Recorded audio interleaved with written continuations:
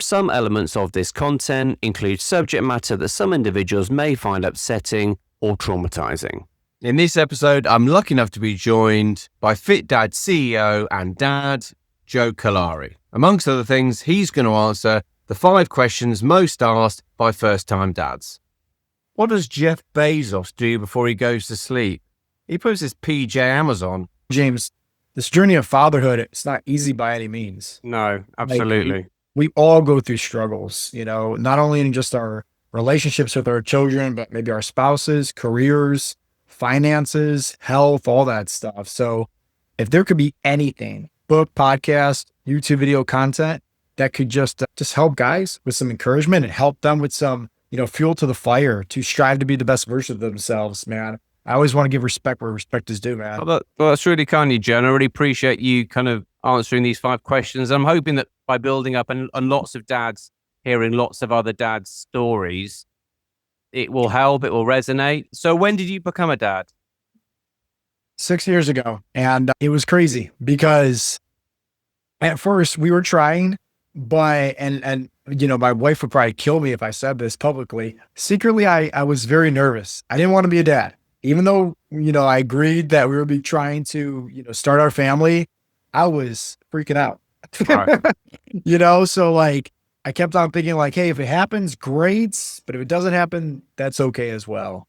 And 6 years ago, we have our beautiful son, Oakley, was born in January. My life has changed ever since, for the better too.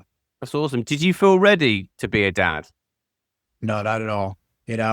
I thought that honestly, being a dad, you need to get all the diapers. You got to get the crib set up, right? You got to get the baby monitor, all these things and the right things in place. And yes, that could help take some of the stress off the plates. But I don't think like mentally and emotionally, anybody's fully ready to become a dad. Just being completely honest, if we had to pull back the layers, I think you can prepare as much, but also at the same time, there's a lot of uncertainty. You never know what's going to happen. Yeah, I agree with you. So can I ask, how old were you when you became a dad? 6 years ago, man, thinking back my age, I'm 33 right now. So about 27. Oh, yeah. okay. Yeah, which is, I don't think there's a perfect time to become a dad. I think that's why it's good for dads to share their stories with other dads, just to kind of, because I know certainly when I became a dad, I just wanted to talk to other dads because I just thought that if I can learn as much as I can as soon as I can, that's going to help. Yeah. Yeah. What advice would you give soon-to-be dads or a first-time dad how to prepare? Yeah. 2 best pieces, honestly, is one, kind of like what you said, James, was get your support system, find your other father figures that's out there, whether they're face-to-face, local, or whether it's just online, Facebook, Instagram, YouTube, anything like that.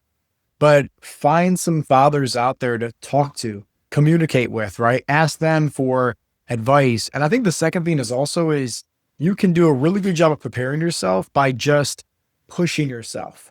And that could be physically, that could be mentally, right? Maybe it's like doing a hard challenge.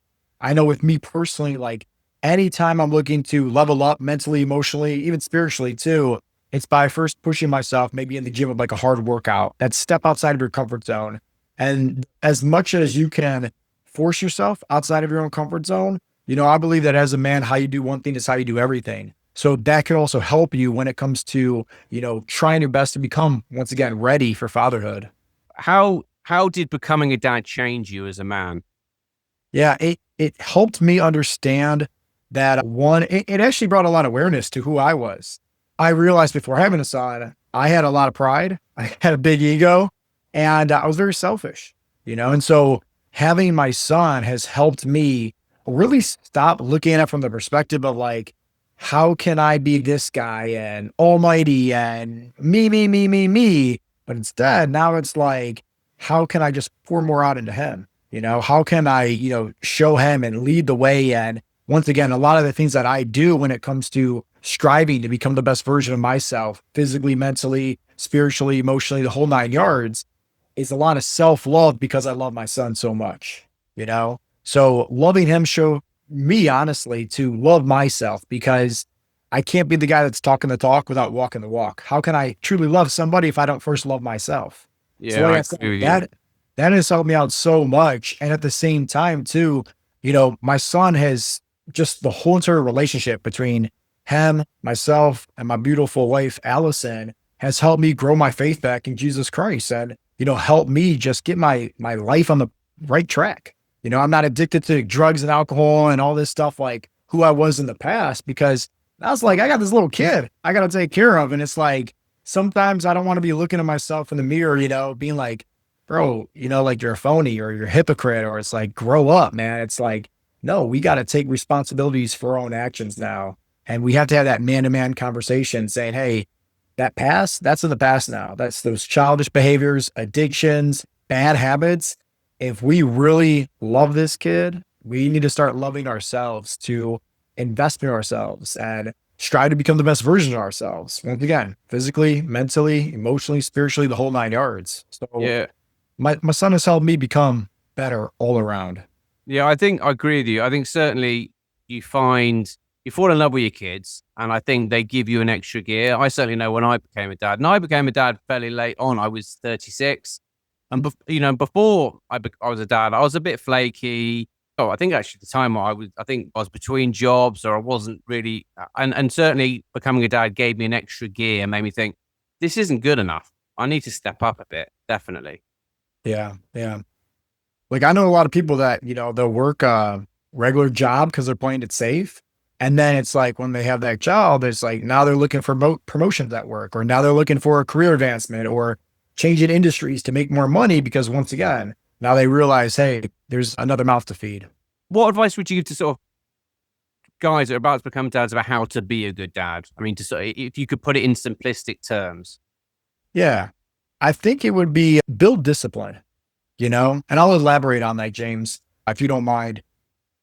Building discipline can honestly change who you are entirely. And so as a dad, right, you get to learn these things in life, like how to have more patience, right? Because you need it, obviously, at certain times in your life, being a parent.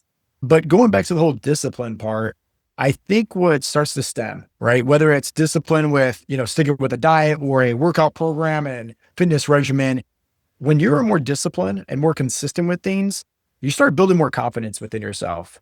And it's like the more confident you are, that's going to be the fuel to the fire to help you step outside of your comfort zone. So if you're able to step more outside of your comfort zone and you have that integrity because you trust yourself, right? And you have that confidence within because you've been so disciplined with maybe some basic fitness habits, that's going to bleed off into, once again, helping you just become better overall. And anytime you're stepping outside of your comfort zone, you're pushing yourself, it's never just this horizontal plane. It's always a vertical growth habit, right? Where it's like, we got to grow. We have to go through growing pains. And sometimes life's going to throw curveballs our way, right? Maybe that's challenges in the household. Maybe that's challenges on our fitness journey. Maybe that's challenges in other areas, stress, right? But the more we can learn how to step outside of our comfort zone, we're going to gain, once again, more confidence within ourselves. So now when life starts throwing our family challenges and stress and adversity, instead of crying a river saying like, oh man, like we're down on our bills, or this is going on, we just towed the car, or whatever the case may be, and putting more stress, right, to a stressful situation already at hand where your kids are probably stressed out, your wife's probably stressed out.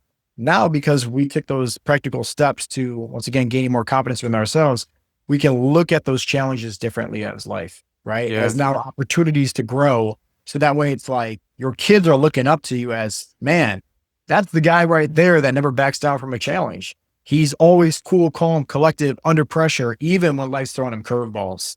And that's the legacy that I strive for, to be an example for my son.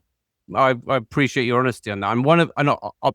I set this channel up largely not only just for dads, but for dads like me who struggle with mental health. I've struggled with depression for years. And one of the I think the posts you put on Instagram was really honest, and I really admired your strength of character to say that. Obviously, I don't want to pry or push you to share things you're not comfortable sharing. But like, sort of the last question is, how can you talk about some of the challenges you've had in your life and maybe how you've coped those challenges? Yeah, absolutely. So I like to look at life as the perspective of, we're all on this journey, right? And at the end of the day, the story that matters the most is the one that we tell ourselves. So James, I'll get real vulnerable, peel back the layers, because in midst of somebody listening to this and hearing this might help them through a dark place in their life. And this might be the light at the end of the tunnel for them. So with me personally, I struggle a lot with mental health, depression, anxiety, even suicidal thoughts. Back when I was 22 years old and my life was just not going the best for me. I mean, honestly, even before that, all my life, I wanted to be in the Marine Corps. Like I had no ambition of going to college or anything like that. I just wanted to be in the Marines. And so fast forward to time to take my ASVAB test, I freaked out. I would always pass it physically, but mentally through the written exams, because I struggled my whole entire life in school with reading comprehension and test anxiety, I would freak out. So I filled my ASVAB test once, right? 6 months later, tried again, filled it twice. 6 months later, tried again, filled it for the third time. So that's when I kind of figured like, all right, maybe God has other plans for me. And I was doing mixed martial arts, cage fighting. I wanted to make it to the big time, which is, the UFC, and, a lot of injuries and stuff going on. That didn't happen. Right. So it's like I had to kind of put those dreams aside because at this time it's like, I got to get my life together. I'm around, 21 years old. I'm drinking every weekend. I'm sneaking off doing drugs. Once again, my life was not good by any means. And around 22, I had this epiphany where it's just like, man, I got nothing going for me. I feel like an absolute failure. I couldn't even make it into the military. Like, how dumb am I? And I remember just climbing to the top of a cliff, and I actually wanted to commit suicide that day because it got so bad. And I remember getting to the very top of the cliff, thinking to myself, like, if I dive down head first, it's over and done with. I'm not going to feel anything. But I also heard right afterwards, just kind of like a voice. And it wasn't an audible voice or anything like that. It was something within, And I believe like that was God telling me, just give it one more day. And that's all I literally heard from that was just give it one more day. So I climbed my butt back down. I was too embarrassed and insecure to tell my family that, hey, I'm having these thoughts. I didn't want to tell my friends. I don't want them putting me in some psych place or something like that. I'm this MMA fighter, and here I am admitting that I'm about to commit suicide, right? And I'm struggling with depression and anxiety and all these feelings that guys don't ever want to share and admit and talk about, And that used to be me, right? But now I love talking about this because I know it could help out so many people's lives. So I climbed down that mountain at 22 years old, down that cliff, I should say, not a mountain. And I remember turning to Google and just asking for like advice, self-help, like anything like that. And it led me to meditation. And I remember that, or not, not meditation, yoga. I remember going to this yoga studio for the very first time. And at the very end, I think it's called Vipassana or something like that. But that is a meditation that they do where you just close your eyes, you lay on your yoga mat. And I remember the lady's name. Her name was Amy. I don't remember her last name, but I remember her saying just like garbage in, garbage out. So I remember her specifically saying right afterwards is you can't attract love into your life unless you first love yourself. And it just kind of clicked. So from there, I went down this road of honestly dating myself, going to myself, to the movies by myself, going to walks in the park, reading books by myself, just falling in love with who I was. If I realized, okay, if I didn't have anybody for me and like I'm always depressed and everything like this, and I'm having these thoughts because nothing's going my way, like maybe I should just start to get to the basics, like the foundation, and just start focusing on me. And so that's what I did. And that eventually led to probably within 2 years, maybe about a year and a half, 2 years after that, from that suicidal attempt, I met girlfriend at the time, or, girl at the time, Allison, and then she became my wife. And, we eventually had our son, and it's been amazing. But in the midst of all the trials and tribulations, all these things that I had to go through, I firmly believe that once again, going back to this, it's the story that we tell ourselves, because, that wasn't the first attempt, when it comes to having these suicidal thoughts and first, thing when it comes to depression. Fast forward now to honestly, just 2 years ago, my business took a dive, right? And it wasn't doing the best. And at the time, hey, I'm the sole provider for my family, right? I have my son, I have my wife, and it got really, really dark, Now, luckily through that and some other things in my life, and through the grace of God, it all worked out in the end where it finally got my butt back in church, finally got my butt back into the right group of people, Friends of Recovery, which is a partnership, just life support groups, faith-based, that's a partner with our church. And in the midst of this, now my life is completely different. Now I have a personal relationship with Jesus Christ. Now I'm striving to become the best version of myself each and every day, mentally, physically, emotionally, spiritually. And it's all because I want to be a good example for my son. I want to leave behind a legacy.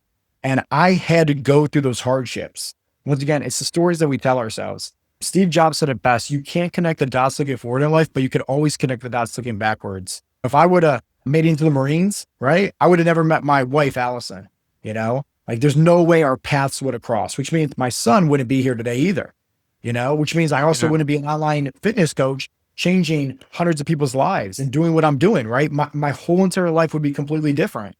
And if I would have obviously committed suicide, like when I was 22, hey, I wouldn't be here on this podcast with you. No, and You know? I really admire you for telling that story, because I think certainly with men and mental health, and then to the extreme levels of men having suicidal thoughts, when you don't have that connection, and it's the fear of the stigma that you're going to have that is, and that's where it thrives. I always find with my anxiety, the minute I mention it and kind of call it out, it loses a lot of its power. And you never know. I'm absolutely certain that you telling your story will resonate and help someone in some capacity. I think suicides are the biggest killer of men, certainly in the UK, after something like heart disease, which seems insane, but it's a lack of connection. And that's the problem. I think that's why these sorts of conversations are so important, because I think certainly becoming a parent, it's full of joy, but it's a lot of work. And there are a lot of times I have where you just think, I don't know what I'm doing. And I think another man or another dad, I mean, you're on the other side of you're literally in a different continent, but what we have in common is, as men, is with dads. So that unites us enormously. I think there's a power that men have that they support each other side by side, I think. Yeah. And it works. I'll be honest. The only person that can help you, apart from yourself, if you're a dad, is another dad, because it's a dad who knows what you're going through. Yeah. I was just going to say, you know, like my pastor always says this, you know, and shout out to Pastor Todd, a problem shared is a problem cut in half, you know, and as guys, right, that might be struggling with depression, anxiety, mental health, anything like that. You're right. We isolate ourselves, and that's where the enemy wins. And so a problem shared is a problem cut in half. Sometimes, James, just by talking, getting that crap off your chest, you know, can help out so much. And when you have a bunch of other guys that typically go through the same struggles, right, we can start to realize, hey, there's a lot of unity together, right? There's support together. There's community. There's accountability, and in doing things together, right? As men, as father figures, we can actually beat the stigma, right? You mentioned about that nasty stat that's over there in the UK. I mean, that's crazy, you know, and it's high over here in the States as well. I don't know the percentage or anything like that, but it's one of these things where together there's so much power when you have the right people, you know, side by side that you can conversate, phone a friend. The good of online is that there's a real anonymity to it, and people will reach out if you're struggling. You're not on your own. And I think the problem for a man, I think, is that irrespective of how the world has changed, a man still, certainly as a dad, still wants to provide. And there's so many things quite often there. I mean, I've been made redundant twice this year. It doesn't take an awful lot.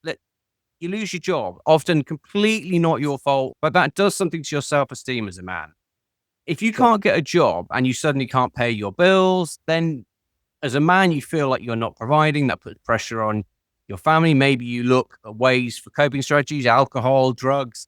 It's much easier than you realize. And then before you know it, your life's completely spiraled out of control. And you might think, well, a month ago, I had a job, I was paying my bills, things were good. I've spoken to people who I've worked with, who work with people on homeless people. And we have a lot of homeless people are ex-servicemen. And it's quite often a story like that. Literally, they go from 1 minute, you know, they lose a job or something, not their fault. A relationship breaks down. Maybe they don't get to see their children as much. And before, you know, they're like, how did this happen? And I think men will get it, and they'll be, if you don't feel like you want to talk to your partner for reasons I completely understand, other men will get it, and there's no judgment there, I think. So I think that's the power of what we're trying to do. Yeah, absolutely. I mean, just to kind of pick up what you're putting down there, I mean, going back to that whole thing about the story that we tell ourselves, and let's say somebody did, you know, lose their job, and let's say they did start to struggle when it comes to drugs, alcohol, anything like that, James, you know, like if they had other guys in their corner that was like, hey, I was actually in your shoes too. At one point, I lost my job, but, you know, I stayed positive. I started to search around more, started to work on myself, and maybe picked up a skill or a trade or something like that. And they ended up getting like a better job where they're making even more money now because of it. Looking back at it, hey, that was actually a blessing in disguise, for them to actually lose their job. But it's like that person that's going to isolate themselves, and just cope with drugs, alcohol, anything like that. These bad habits that not vent, not talk about, hey, man, this hurts. Me losing my job, it's shooting me, right? It feels like I'm losing my self-worth, right? Like I'm not good enough. I'm a failure, right? And it starts to eat away at you. But if we just had other guys in our corner to just say, hey, like, here's how I'm feeling, right? Like we instantly think like, oh man, somebody's going to judge us. But the reality is like, that's never the case. No. There's a lot of guys that actually says, man, thank you for sharing that because I've been feeling that way as well. Yeah, I agree with you. Maybe similar to you, I train Brazilian Jiu-Jitsu and I get so much support. Half the reason I go down there is because I'm one of a number of guys in their 40s, we're all dads. And when I lost my job, it was, and I hardly know them. The only reason I know them is through Jiu-Jitsu. Yeah. I don't work with them. Socially, I don't know them outside Jiu-Jitsu. But there was such a brotherhood of people kind of just keeping an eye on me if I went a bit quiet or I missed a couple of sessions. They're like, you're right. I'm around if you want a coffee. Sometimes people, when you're in a dark place, you might be so down that you just say, I don't want to waste anyone's time. I don't want to bother anyone. That seems to be a pattern for men. They don't want to put anyone out. I don't want to annoy anyone. And actually, so sometimes you have to be the guy to, I'm a bit worried about you, whether it's a colleague. I'm going to keep pushing because I'm not convinced that you're okay. Yeah. That's really good. Honestly, if somebody can admit that and see that in somebody else and say that, honestly, man, that's a true brother, right? And they're cutting through the rug, right? They're trying to help that person. That's true accountability, Going back real quick to jujitsu, with me being a former MMA fighter, jujitsu, all that stuff, life is kind of like jujitsu if you think about it. And you might be rolling with somebody for the very first time. They're a white belt. They're not experienced, and it's like instantly, hey, you pull guard, slap, let's say triangle choke on them. It's like, hey, that's pretty easy. They weren't know what they were doing.